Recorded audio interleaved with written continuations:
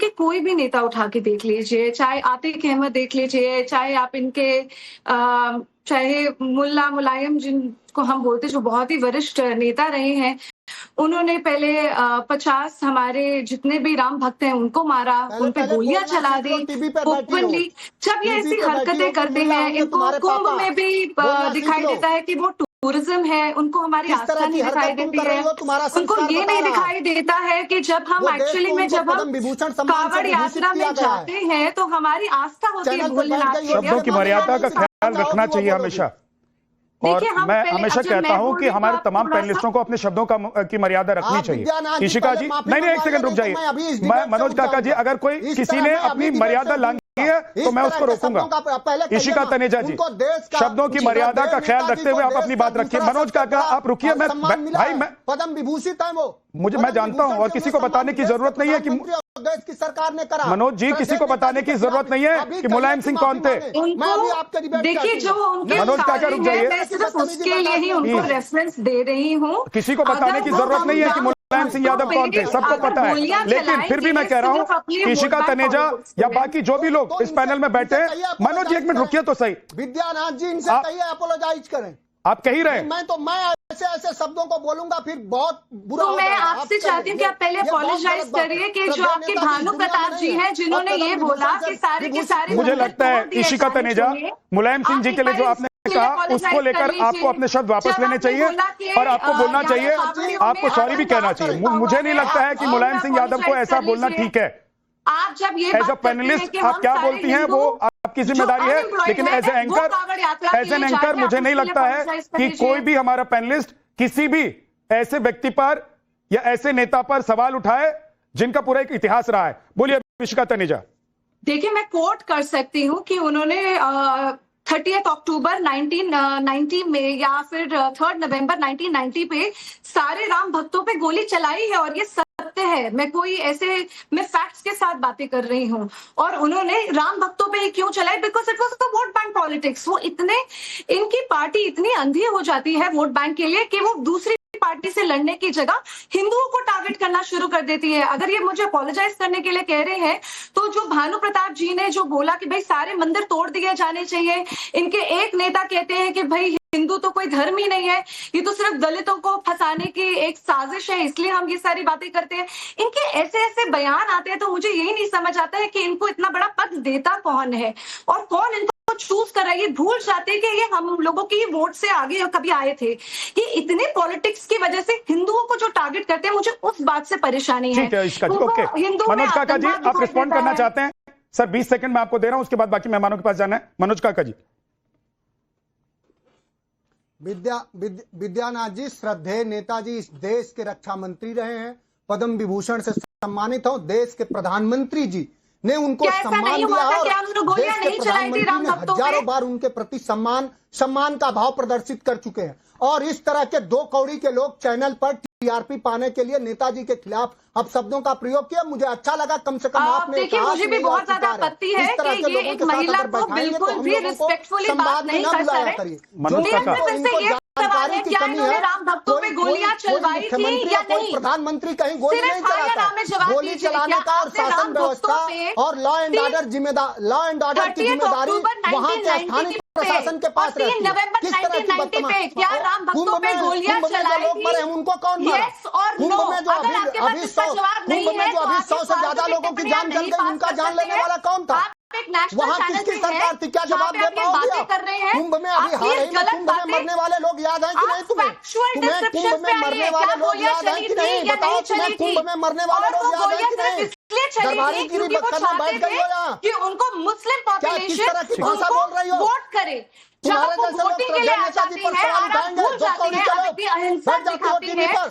आपको हमारी आस्था के अंदर आतंकवाद दिखाई देता है, तुम्हें आता? आपको हमारी आस्था में अनएम्प्लॉयमेंट दिखाई देती है, आपको हमारी आस्था में दिखाई देता है कि ये सिर्फ हम दलितों के अगेंस्ट काम करते हैं। बीजेपी का प्रोपेगेंडा और व्हाट्सएप यूनिवर्सिटी लेकर के आ गई हो। दो कौड़ी के आदमी इस तरह के दो कौड़ी के लोगों को मनोज काका, अगर आप भी अपनी शब्दों की मर्यादा भूल जाएंगे तो फिर वो लोग जो आप पर सवाल उठा रहे हैं उनमें और आप में फर्क नहीं रह जाएगा। एक मिनट रुक जाइए, अब दोनों लोग रुक जाइए। मनोज जी, विद्यानाथ जी क्या किस तरह के मनोज जी एक सेकंड आप रुक जाइए। इशिका जी रुकिए, दोनों लोग रुक जाइए प्लीज, नहीं सह सकते। प्लीज प्लीज दोनों लोग रुक जाइए। मनोज जी 1 सेकंड अब रुकिए, बाकी मेहमानों के पास जाना है, उसके बाद आप जवाब देना चाहते हैं फिर बोलिएगा। मनोज जी 1 सेकंड अब रुक जाइए। अभिजेश जी उंगली उठा रहे हैं, हमेशा सर माथे पे रखा है। विद्यानाथ जी बहुत हो गया। विद्यानाथ जी श्रद्धा जी ने इस देश में संविधान को, बंधुत्व को और भाईचारा को हमेशा शीर्षस्थ रखा है और देश के मैं बताता हूँ अभी बताता हूँ किसने भाईचारा रखा। विद्यानाथ जी ये गलत बात है। विद्यानाथ जी प्लीज मनोज काका मैं किसी के बीच में बोलता नहीं हूँ। अगर आपके बीच में कोई नहीं बोल रहा था, आप भी मत बोलिए। और इशिका तनेजा आप भी रुक जाइए। देश का अपमान है, ठीक है देश के बहुजनों का अपमान है। सर आपने जवाब दे दिया, आपने जो कहना था वो बोल दिया।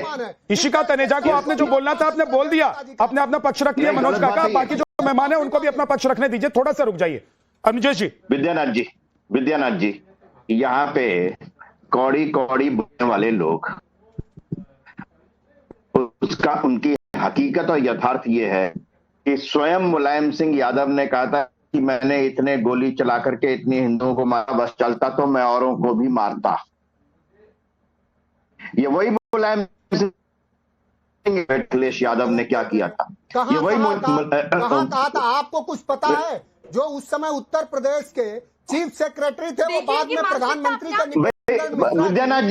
विद्यानाथ जी अगर आपने सिर्फ इनके लिए इनको बुलाया है तो इनको बोलने दीजिए। नो मनोज जी रुक जाइए। इशिका आप भी रुक जाइए प्लीज। इशिका और मनोज जी 2 कौड़ी का कहा, मुझे इस बात से आपत्ति है। मैं फैक्ट स्टेट कर रही हूं। इशिका एक सेकंड, इशिका बाद में चलेंगे। इशिका एक सेकंड, ये कौड़ियों का हिसाब किताब तो मैं देता हूँ। ये वो समाजवादी पार्टी है जो विद्यानाथ जी इनका फेल डाउन करेंगे कि नहीं करेंगे? मनोज जी आप लगातार बोलेंगे, इनकी आवाज बंद करेंगे दूसरे को नहीं बोलने देंगे क्या? मनोज काका आप दूसरे को बोलना सुनना चाहते हैं कि नहीं सुनना चाहते हैं? भाई सुन तो लीजिए दूसरे क्या कह रहे हैं। आपने इतनी देर से बोला, कोई आप पर नहीं बोल रहा था। अब रुक जाइए ना मनोज काका। मनोज जी प्लीज रुक जाइए। अभिजेश जी बोलिए। आपको मैं कह रहा हूं आपको काउंटर करना हो फिर आप उंगली उठाइएगा, मैं आऊंगा आपके पास, लेकिन दूसरों को तो सुनिए। मनोज काका ये समाजवादी पार्टी की सभ्यता तो नहीं है, तो प्लीज रुक जाइए ना सर। बोलिए। आप इनको सभ्यता समाने, आप इसको प्रोग्राम के माध्यम से इनको सभ्यता बनाने की, समझाने की कोशिश कर रहे हैं विद्यानाथ जी। भाई फिर आप इनकी आवाज बंद करेंगे कि नहीं करेंगे? पहली बात बताइए। नहीं बोल रहे, बोलिए अभिजेश जी आप बोलिए प्लीज। हाँ विद्यानाथ जी बहुत बड़ी साक्षी है, वो समाजवादी पार्टी है जो कोर्ट गई, प्रयागराज इलाहाबाद हाई कोर्ट गई कि ये तमाम बम ब्लास्ट के आरोपी हैं, इनके ऊपर से मुकदमे वापस ले लिए जाएं। तो जिन मुलायम सिंह जी को पद्म विभूषण दिया गया था, उसी के बारे में उन्होंने कहा कि अब इनको आप क्या पद्मश्री दिलाना चाहते हैं? इनके आरोप वापस लेके बाद में वो सारे कन्विक्ट हुए। ये मैं कह रहा हूं ये वही समाजवादी पार्टी है जो कुंभ का विरोध करती है लेकिन सफाई में करोड़ों रुपए खर्च करती है। ये वही समाजवादी पार्टी है जो कहती है कोरोना की वैक्सीन को कहती है तो बीजेपी की वैक्सीन है, आप लोग लगवाएंगे, मैं तो नहीं लगवाऊंगा। ये वही समाजवादी पार्टी है, ये वही समाजवादी पार्टी है जो मुजफ्फरनगर में दंगों के बाद लोग ठंड में मरते रहे और सफाई में नंगा नाच होता रहा। ये वही समाजवादी पार्टी है जिसने, आप एक नेता का नाम बता दीजिए जिसने हिंदू धर्म के बारे में आज तक कोई सकारात्मक। ये वही समाजवादी पार्टी है जिसमें स्वामी प्रसाद मौर्य ने जिस दिन कहा कि रामचरितमानस को जला दूंगा, उस दिन उनको नीचे से उठा करके उनको चीफ जनरल सेक्रेटरी बना दिया गया। ये वही समाजवादी पार्टी है। विद्यानाथ जी आपके ऊपर ये कि आप ये करते हैं, आप आपसे जुबान खींच ली जाती है, आपकी जुबान नहीं चलती, ये कहने के लिए आपने बुलाया था क्या इनको? आपने सर आपने कहा आप एक बात बताइए। नहीं विद्यानाथ जी मुझे बोलने दीजिए, अब विद्यानाथ जी बोलने दीजिए। बात समझिए, ये यहाँ पर मैंने जो सवाल किया उस सवाल का जवाब अगर आपके पास नहीं है किसने हक दिया कि तो किसी को आप बगले ही झाकेंगे। इसलिए इनको हक किसने दिया? इस आदमी को किसने हक दिया कि ये किसी को 2 कौड़ी का कह देगा? कैसे क्या देगा ये 2 कौड़ी का? माफी मांगे अभी इसी समय। जिस आदमी ने खुद कहा उस स्टेज से कि मैं अभी और लोगों को भी मरवाता, मेरा बस चलता, तो उस अगर कोई व्यक्ति यहां पर उसको कोट कर रहा है तो उसको 2 कौड़ी का कहेंगे आप? बस हो गया, तुम्हारी दरबारीगिरी हो। ये कौड़ियों के मोल के आदमी कौन है? ये उत्तर प्रदेश की जनता ने बता दिया आपको। अब मैं बोलूं? नहीं अभी आप नहीं बोलेंगे, अभी आपने बहुत बोल लिया, लड़के हैं, लड़कों